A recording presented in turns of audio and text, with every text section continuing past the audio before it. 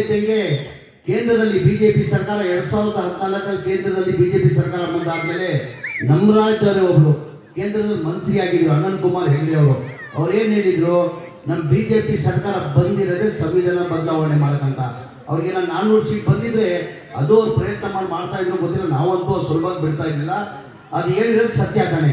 ಇವತ್ತು ಬಾಬಾ ಸಾಹೇಬ್ ಅಂಬೇಡ್ಕರ್ ಸಂವಿಧಾನ ಕೊಟ್ಟಿಲ್ಲ ಅಂದ್ರೆ ನೀವು ಅನುಕೂಲಕ್ಕೆ ಆಗ್ತಾ ಇರಲಿಲ್ಲ, ನಾನು ಈ ಮಂತ್ರಿಯಾಗಿ ನಿಲ್ಲಕ್ಕೆ ಸಾಧ್ಯ ಆಗ್ತಾ ಇಲ್ಲ. ಬಾಬಾ ಸಾಹೇಬ್ ಅಂಬೇಡ್ಕರ್ ಸಂವಿಧಾನ ಕೊಟ್ಟಿದ್ದ ಕಾರಣಕ್ಕೆ ಇವತ್ತು ತಾವು ಹಬ್ಬನ ಅದ್ದೂರಿಯಾಗಿ ಆಚರಿಸ್ತಾ ಇದ್ದೀರಾ. ಅಲ್ಲಿ ತಾವು ಕೂತಿದ್ದೀರಾ, ನಾನು ಮಂತ್ರಿಯಾಗಿ ನಿಂತಿರೋದು ಬಾಬಾ ಸಾಹೇಬ್ ಅಂಬೇಡ್ಕರ್ ಸಂವಿಧಾನ ಕೊಟ್ಟಿದ್ದಕ್ಕೆ. ಹಾಗಾಗಿ ನಮ್ಮ ಕರ್ತವ್ಯ ಧರ್ಮ ಆಗ್ತಾನೆ. ಜೋರಾಗಿ ಜೈ ಭೀಮ್ ಹೇಳೋದು. ಜೈ ಭೀಮ್, ಜೈ ಭೀಮ್, ಜೈ ಭೀಮ್. ಆಸೆಗಿರುವ ನಮ್ಮ ಪಕ್ಷದ ಮುಖಂಡರು, ಆತ್ಮೀಯರು, ನನ್ನ ತಮ್ಮ ಆದಂತ MLA ಆದಂತ ಪ್ರಸಾದ್ ಅಭಯ್ ಅವರೇ, ಇನ್ನೊಬ್ರು ನಮ್ಮ ಪಕ್ಷದ ಮುಖಂಡರಾದಂತ ರಾಜಶೇಖರ್ ಅವರೇ, ಇನ್ನೊಬ್ರು ನಮ್ಮ ಪಕ್ಷದ ಮುಖಂಡರು ಅಧ್ಯಕ್ಷರಾದಂತ ಚಂದ್ರಕಾಂತ್ ಯಾದವ್ ಅವರೇ, ಆತ್ಮೀಯ ಸ್ನೇಹಿತರಾದಂತ ನಮ್ಮ ಪಕ್ಷದ ಮುಖಂಡರಾದಂತ ಸುರೇಶ್ ಸೌನೂರ್ ಅವರೇ, ನನ್ನ ಆತ್ಮೀಯ ಯುವಕ ಮುಖಂಡರಾದಂತ ವಿಶಾಲ್ ಅಪ್ಪಯ್ಯ ಅವರೇ, ಶಫಿ ಅವರೇ, ನನ್ನ ಆತ್ಮೀಯ ಸ್ನೇಹಿತ ನಿಮ್ಗೆಲ್ಲ ಯಾರು ಹೇಳಿ, ನಿಮ್ಗೆಲ್ಲ ಮೆಚ್ಚಿದ ನಾಯಕ, ಆಜಾದ್ ನಗರ್ ಮೆಚ್ಚಿದ ನಾಯಕ ಸಂತೋಷ್ ಚಲೋದಿ ಅವರೇ, ಹೇಮಂತ್ ಅವರೇ, ಚಂದ್ರಶೇಖರ್ ನಾಯ್ಡು ಅವರೇ, ಗಿರಿದಾಸ್ ಅವರೇ, ವೇದಿಕೆ ಮೇಲೆ ಆಸೀನರ ಆತ್ಮೀಯರೇ, ಇಲ್ಲಿದ್ದಂತ ಎಲ್ಲರ ಆತ್ಮೀಯರೇ, ಇವತ್ತು ರಾಮನಗರ್ ಧರ್ಮ ಸೇವಾ ಸಮಿತಿ ವತಿಯಿಂದ ಇವತ್ತು ಸಂಕ್ರಾಂತಿ ಹಬ್ಬನ ಅದ್ದೂರಿಯಾಗಿ ಆಚರಿಸ್ತಾ ಇದ್ದೀರಾ. ಮೊದಲಾದ್ರೆ ತಮಗೆಲ್ಲ ಸಂಕ್ರಾಂತಿ ಹಬ್ಬದ ಶುಭಾಶಯನ ಕೋರಕ್ ಬೈತಾ ಇದ್ದೀನಿ. ಇವತ್ತು ನನ್ಗೆ ಸಂತೋಷ ಏನಪ್ಪ ಅಂತಂದ್ರೆ, ಬೆಳಗ್ಗೆ ನಾನು ವಿಜಯನಗರಲ್ಲೂ ಎಲ್ಲೋ ನಮ್ಮ ಮಲ್ಲಿಕಾರ್ಜುನ ಲತಾ ಅವರು ಸಂಕ್ರಾಂತಿ ಹಬ್ಬದಲ್ಲಿ ಬಹಳ ಅದ್ದೂರಿಗೆ ಹಬ್ಬನ ಆಚರಿಸಿದ್ರು. ಇಲ್ಲಿ ಬಂದು ನನ್ಗೆ ತುಂಬಾ ಖುಷಿ ಏನಪ್ಪ ತಂದಿದೆ ಅಂದ್ರೆ, ಸಂತೋಷ್ ಅವರು 35 ವರ್ಷದಿಂದ ಸಂಕ್ರಾಂತಿ ಹಬ್ಬಗೆ ಎಲ್ಲಾ ಸಮಾಜದವರು ವರ್ಗವರು ಸೇರಿ ಈ ಹಬ್ಬ ಆಚರಿಸ್ತಾರಲ್ಲ, ಅದನ್ನು ಇವತ್ತು ನನಗೆ ತುಂಬಾ ಖುಷಿಯನ್ನ ತಂದಿದೆ.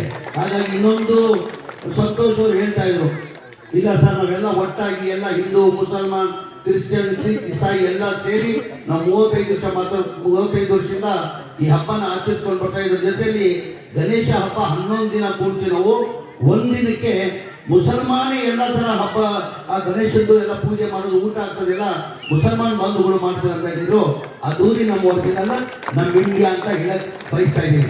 ಮುಂಚೆನೆ ಹಾಗೆ ಇದ್ದಿದ್ದ ವ್ಯವಸ್ಥೆ ನಮಗೆಲ್ಲ ಬರ್ತಾ ಇದ್ದಂಗೆ ಜಾತಿ ಭೇದ ಯಾವತ್ತೂ ಎಲ್ಲೂ ಇರಲಿಲ್ಲ.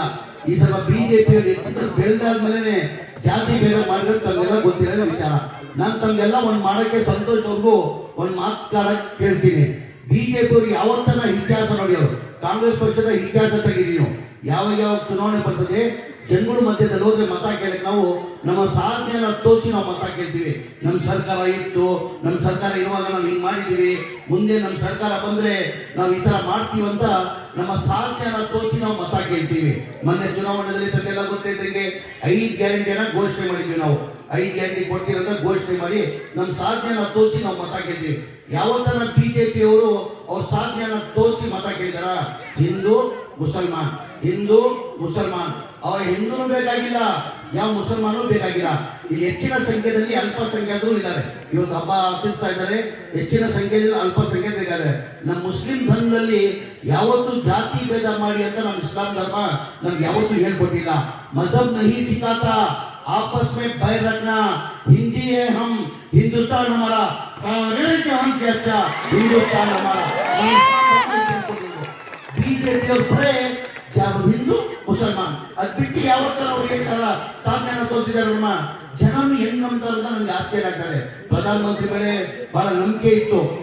ದೇಶದ ಪ್ರಧಾನಮಂತ್ರಿ 2014 ನರೇಂದ್ರ ಮೋದಿ ಅವರು ಪ್ರಧಾನಮಂತ್ರಿ ಆಗುವಾಗ ದೇಶದ ಜನ ಏನ್ ಮಾಡಿದ್ರು, ಇಲ್ಲ ಇವ್ರು ಬಹಳ ಬಡತನದಿಂದ ಬಂದಿದ್ದಾರೆ, ಇವ್ರು ದೇಶದ ಪ್ರಧಾನಮಂತ್ರಿ ಆದ್ರೆ ದೇಶಕ್ಕೆ ಒಳ್ಳೇದಾಗ್ತದೆ ಅಂತ ಹೇಳ್ಬಿಟ್ಟು ಅವ್ರ ಮತನ ಕೊಟ್ಟು ದೇಶದಲ್ಲಿ ಅವ್ರನ್ನ ಪ್ರಧಾನಮಂತ್ರಿ ಮಾಡಿದ್ರು.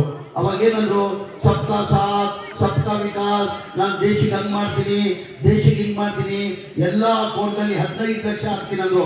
15 ಲಕ್ಷ ಹಾಕಿದ್ರಮ್ಮ ಎಷ್ಟು ಅಕೌಂಟ್ ಬಂದಿರಮ್ಮ ಹೇಳ್ರಮ್ಮ, ಎಷ್ಟು ಅಕೌಂಟಲ್ಲಿ ಬಂದಿದೆ?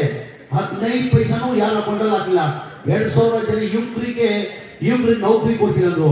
ಒಂದು ನೌಕರಿನೂ ಯಾರು ಕೊಡಕ್ ಸಾಧ್ಯ ಆಗಿಲ್ಲ.